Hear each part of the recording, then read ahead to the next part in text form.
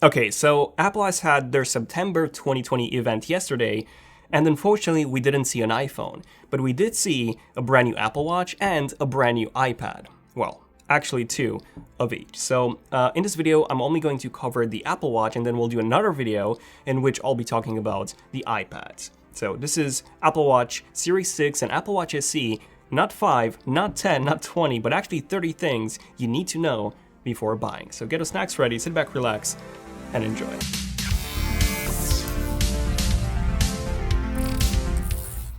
Okay, so at number one, what you should definitely know about the Series 6 is that really the only main new feature that you will definitely notice right away is the oxygen level meter. So this one uses red, green, and also infrared light sensors alongside photodiodes to measure the amount of light reflected back, as in reflected back through your skin, and then based on that they can determine the amount of oxygen in your blood. So if you have a Series 5 like I do, then this will be really the only reason to upgrade, and I don't think it's worth it.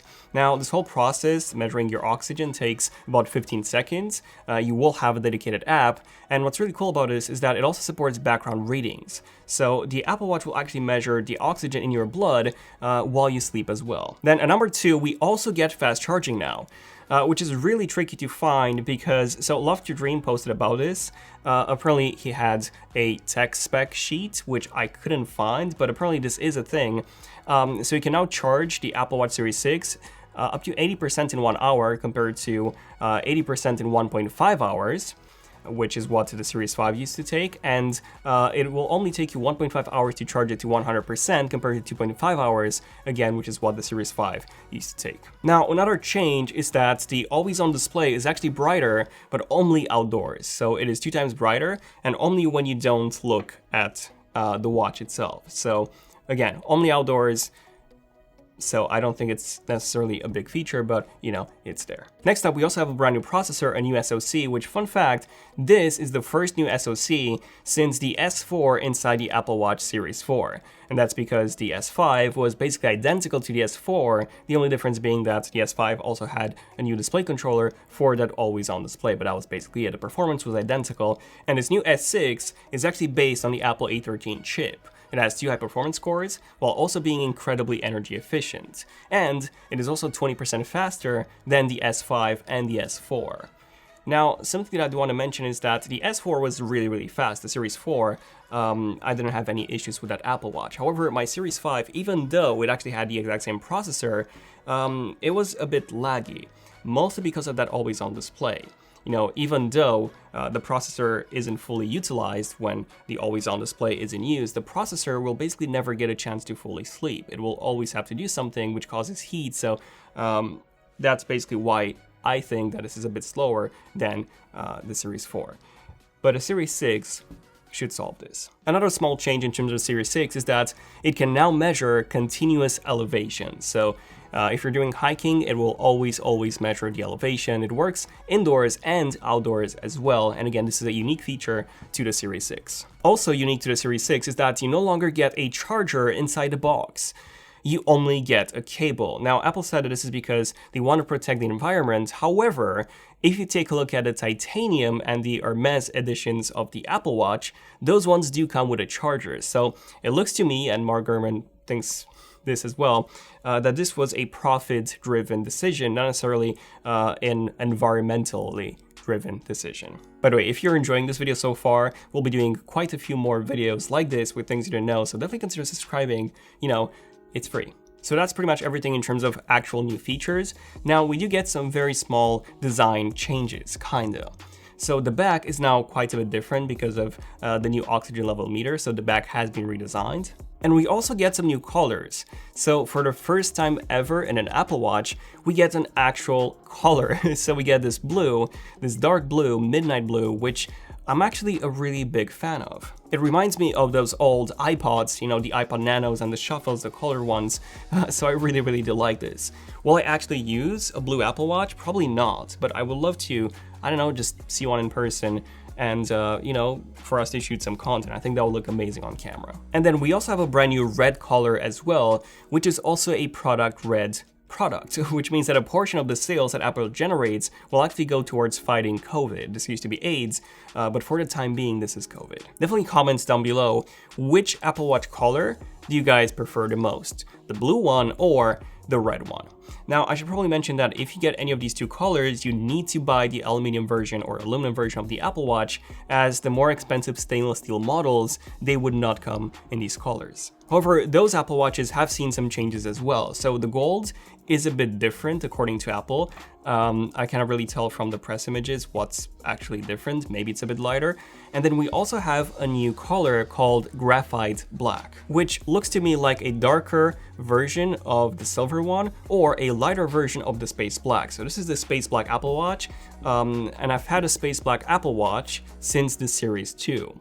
So Series 2, Series 4, I skipped the 3, and then Series 5. And this is my favorite casing option for the Apple Watch. Unfortunately, I think the space black is gone. Well, kinda.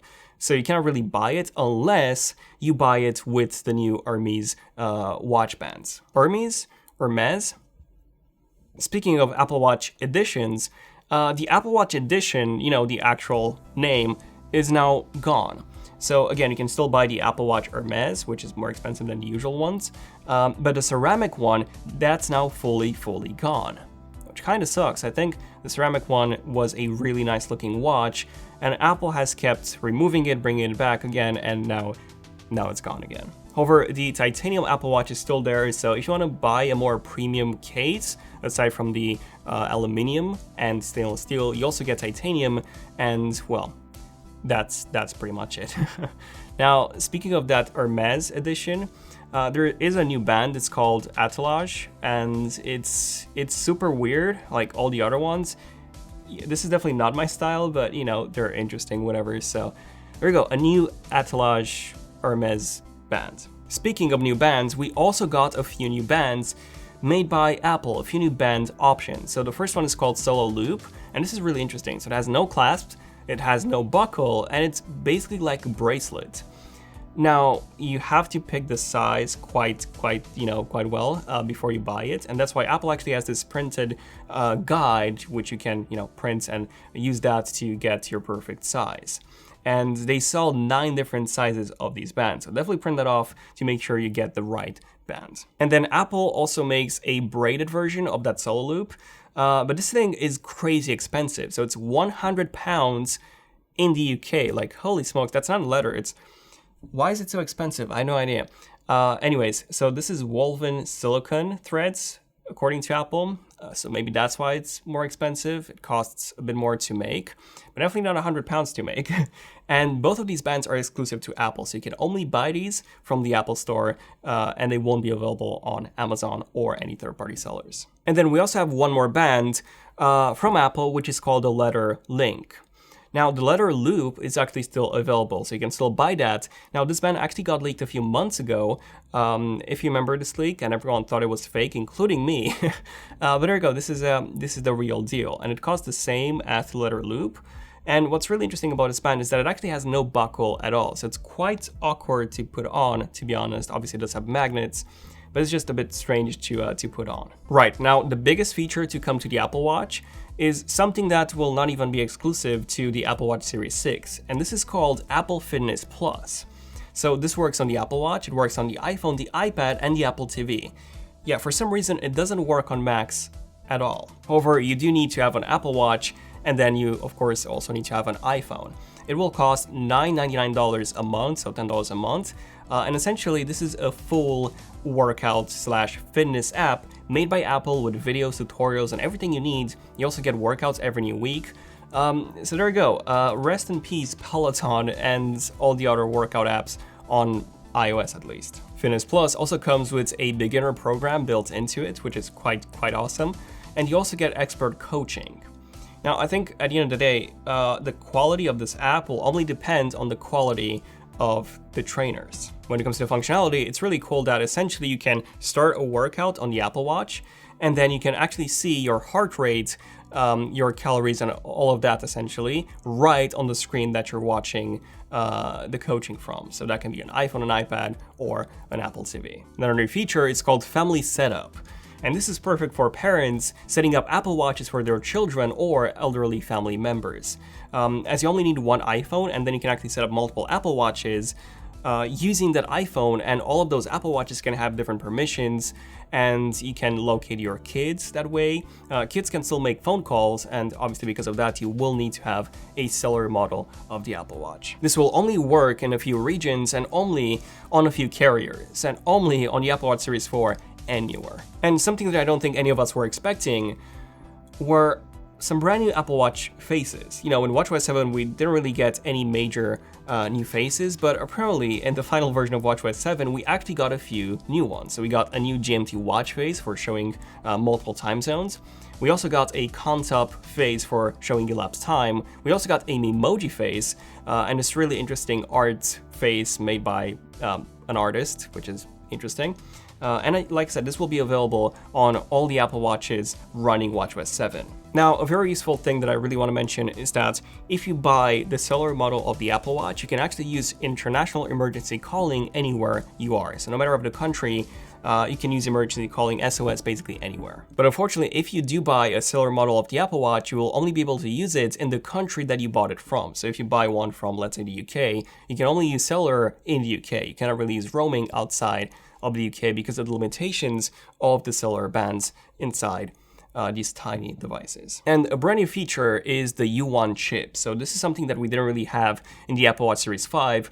And essentially what this chip does is that it allows you to locate the Apple Watch extremely accurately with a margin of error of only a few centimeters, which is quite nuts compared to like a meter or a meter and a half or something, which is what Bluetooth does. So far we have this in the iPhone 11 and newer, and then also the Apple Watch Series 6. So these are the only two devices right now that have the U1 chip. The Apple AirTags will also have the U1 chip.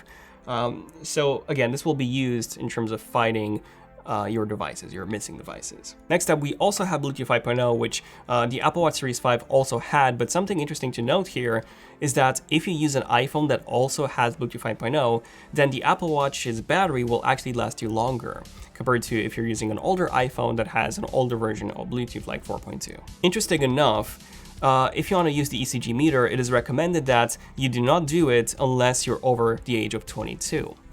Really interesting, probably because if you use it under the age of 22, you might have some errors in terms of the reading, that's my guess. Apparently there are two different certifications / approvals from FDA on this. Approvals for people under the age of 22 and then for people over the age of 22. And Apple only got the approval for people over the age of 22. So maybe for people under the age of 22, maybe that requires a more precise heart rate monitor. Maybe. Next up, I've seen some tweets of some of you saying that the Apple Watch Series 6 is actually more expensive now. So I looked into this and it turns out that it's actually cheaper.